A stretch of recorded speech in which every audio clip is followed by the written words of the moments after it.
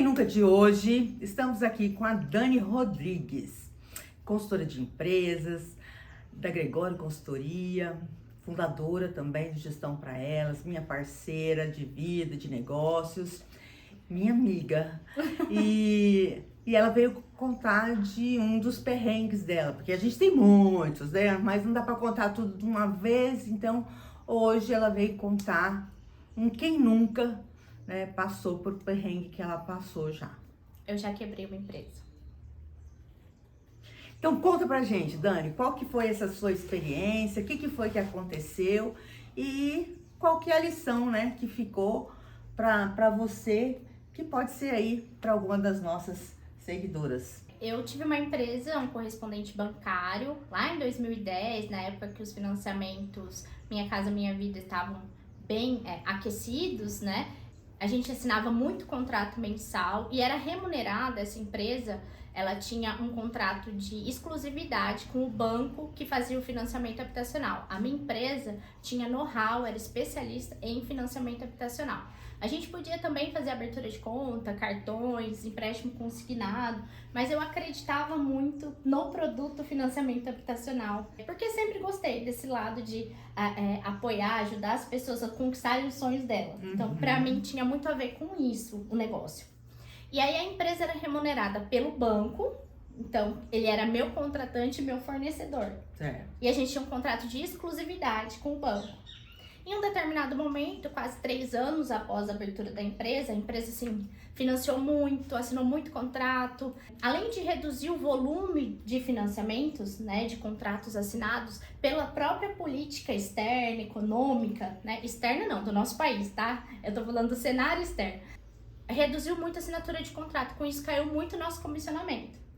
Apesar da gente ter uma estrutura bem enxuta, custos fixos baixos, né? Então, tudo que eu tinha que pagar por mês era pouco. Acho que não chegava a R$3.000 o custo fixo da minha empresa.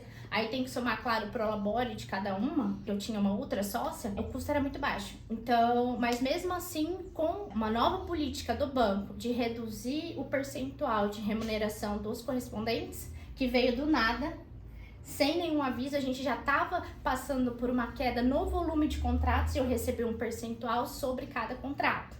Quer dizer, um fator externo em que você não tinha domínio sobre isso, né, interferiu diretamente no seu negócio. Exatamente. E o que vocês fizeram? Então, quando eu recebi esse e-mail, eu entrei em contato da contratante, da nossa contratante, informando que iria reduzir o percentual de remuneração sobre os financiamentos. Eu entrei em contato com os maiores correspondentes daqui de Campo Grande, para falar com eles, não, vamos fazer um movimento, a gente tem que conversar, tem que mudar isso, porque não é viável manter a empresa com esse percentual. Eu conversei com alguns e ninguém quis se juntar para ir lá e reivindicar, né? Então eu entrei em contato com a gerente geral da agência onde eu era vinculada, conversei com ela, ela falou que não existia a possibilidade de uma negociação, que isso era uma política já definida. Então, nesse momento, eu tomei a decisão de fechar a empresa. E que lição que ficou para você? Que serve aí de dica, né, para as nossas seguidoras? Primeira de todas, não ficar dependente de um único cliente e de um único fornecedor, né? É que a gente fala da relação, gente, 80-20. A gente não pode ter 80% do nosso faturamento só em 20% dos nossos clientes, né? Então, quanto mais a gente dissemina isso, pulveriza isso, se eu perder um ou outro, não causa um impacto tão grande no meu faturamento. Mas se eu fico na mão de poucos, um que vai faltar já dá um furo muito grande, né, no meu planejamento financeiro.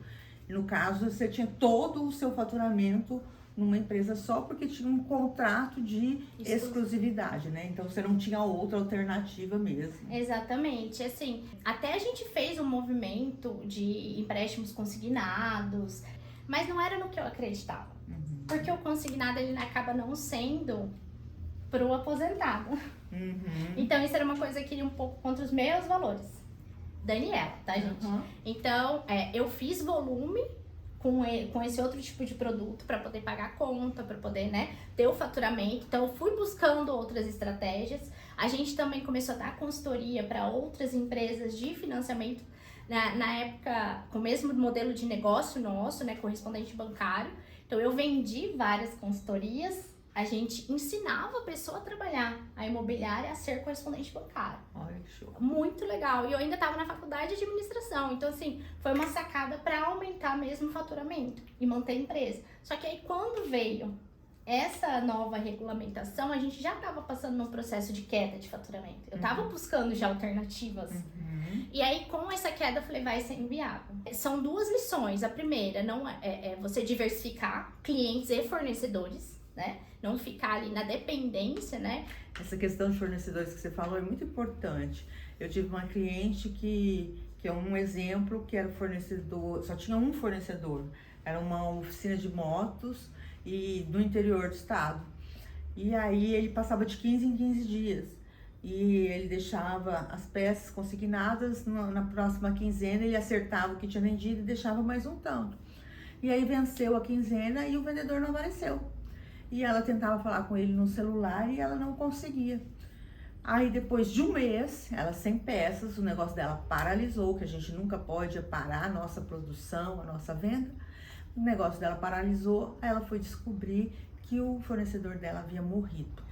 Então, isso é muito possível acontecer, né? Então, o teu fornecedor pode morrer, ele pode quebrar, ele pode... como é que fala? Anoitecer e não amanhecer, né? Então, você não pode ficar só com uma alternativa de fornecedores e também de clientes. E eu entendo, assim, que a segunda lição que fica a gente precisa, como gestora, tomar as decisões necessárias, as atitudes que são necessárias para não piorar a situação. Então, a gerente, quando eu fui negociar a questão dos percentuais, ela falou, mas eu te faço um empréstimo. Eu falei, mas eu não quero empréstimo, eu quero que a minha empresa seja viável. Então, naquela época, eu ainda era estudante, eu respondi isso para ela. O empréstimo só vai virar uma bola de neve, a minha empresa não vai ser viável. Eu prefiro fechar agora, procurar um emprego, que eu vou ganhar o que eu tô ganhando. E aí, quem sabe no futuro investir em um outro negócio, né? Planejar e começar um outro negócio, mas sem cometer esse erro. Então, assim, a decisão foi muito difícil de fechar, porque eu tinha um carinho muito grande pelo que eu fazia, eu gostava de fazer o que eu fazia. A gente cria uma empresa com muito amor. Sim. A gente começou sem grana, então cada cadeira que tava lá dentro, o ar-condicionado, foi tudo suado. Eu lembro que a gente começou a atender sem porta de vidro, sem ar-condicionado. A gente abriu uma porta de bar e ligava o ventilador. Não, e por mais que você tomou uma decisão consciente de fechar a empresa porque ela se mostrou naquele momento inviável, no fundo a gente fica com uma sensação de fracasso, né? E não é, tá? Apesar de ser um perrengue, você tem que tomar essa decisão. É um perrengue fechar uma empresa, porque foi um sonho. Sim. Você tá pondo um ponto final naquela história. E normalmente a gente não abre uma empresa para fechar. Claro que né? não. Mas se for preciso e se for o mais viável, tem que fechar. O importante é saber a hora certa, né, de fechar. E infelizmente muitas pessoas vão fechar, vão tentando, aí, como diz algumas pessoas, né, não é quando eles estão com a água no pescoço, né, ele já tá afogado e não tá sabendo disso. Então fica a dica aqui do quem nunca, né, que coisas difíceis não são fáceis de fazer. Foi muito difícil, É né? muito Hoje eu difícil. falo com muita tranquilidade, mas isso aconteceu lá em 2013, né? Muita coisa aconteceu boa depois disso. Hoje eu vejo como uma atitude muito assertiva, rápida. Eu, assim, em 3 dias já tinha vendido todos os móveis, já tava com o dinheiro guardado, sabe? Pra sobreviver e o período que eu fosse arrumar um emprego. Então, assim, a gente tem que pensar nisso. O quanto a decisão vai impactar no meu futuro. É uma decisão difícil hoje, atitudes difíceis que eu vou ter que ter, comportamentos, momentos difíceis, conversas difíceis, mas que vão me levar a um resultado futuro. A gente tem que sempre pensar no futuro, né? O quanto aquilo vai me resolver pro futuro. Não adianta eu evitar uma conversa, uma decisão difícil agora e me ferrar no futuro. Obrigada, Dani. Obrigada. E fizemos mais um Quem Nunca?